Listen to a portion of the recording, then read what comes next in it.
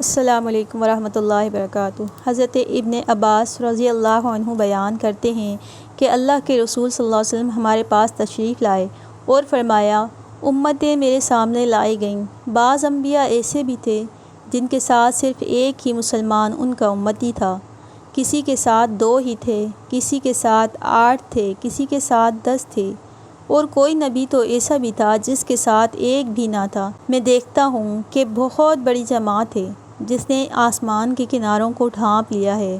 میرے دل میں تمنا اٹھی کہ اللہ کرے یہ میری امت ہو، تو مجھ سے کہا گیا کہ یہ حضرت موسیٰ علیہ السلام ہیں اپنی قوم میں۔ اتنے میں مجھ سے کہا گیا کہ ادھر دیکھو، ادھر دیکھو۔ اب جو میں نظر ڈالتا ہوں تو دیکھتا ہوں کہ انسانوں کا ایک ٹھاٹھا مارتا ہوا سمندر ہے جس کی کثرت کی وجہ سے آسمان کے کنارے بھی نظر نہیں آتے۔ اسی وقت آواز آئی کہ یہ ہے آپ کی امت۔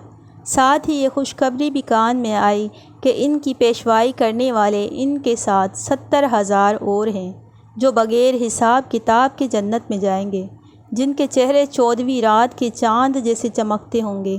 یہ سب ایک دوسرے کے ہاتھ میں ہاتھ ڈالے ہوئے باتیں کرتے ہوئے ایک ساتھ جنت میں جائیں گے، کوئی آگے پیچھے نہ ہوگا۔ اتنا فرما کر آپ صلی اللہ علیہ وسلم اٹھ کر اپنی گھر پر تشریف لے گئے تو صحابہ کرام رضی اللہ عنہ میں باتیں ہونے لگی کہ یہ بغیر حساب و عذاب جنت میں جانے والے کون بزرگ ہوں گے۔ کسی نے خیال کیا کہ اس سے مراد صحابہ کرام ہوں گے، اور بعض نے خیال کیا کہ اس سے مراد وہ لوگ ہیں جو اسلام ہی پر پیدا ہوئے اور جنہوں نے اللہ کے ساتھ کبھی بھی شریک نہیں کیا۔ اسی طرح اور بھی بہت سی باتیں ہونے لگیں۔ اتنے میں اللہ کے رسول صلی اللہ علیہ وسلم پلٹ کر آ گئے اور فرمایا، کس چیز کے بارے میں تمہارا غور و خوض ہو رہا ہے؟ صحابہ نے واقعہ بیان کر کر سنایا تو آپ نے فرمایا، سنو، یہ بے حساب و کتاب جنت میں جانے والے وہ خوش نصیب ہیں جو نہ بدشگونی لیتے ہوں گے، نہ دم جھاڑ کراتے ہوں گے، اور نہ ہی داغ لگواتے ہوں گے، بلکہ صرف اپنے رب ہی پر بھروسہ کرتے ہوں گے۔